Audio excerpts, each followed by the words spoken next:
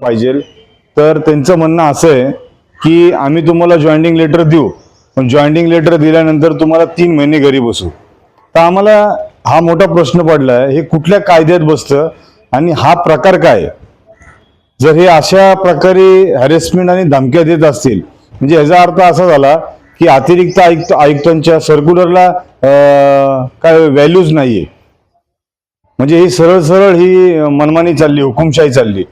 तरी आम्हाला एकच सांगायचं, हे जर असं चालत असेल तर आम्हाला एक मोठ्या प्रमाणात आंदोलन करायची वेळ येणार आहे आता, असं वाटतंय मला.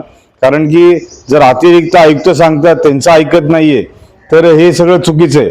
आम्ही या व्हिडिओच्या माध्यमातून तुम्हाला एक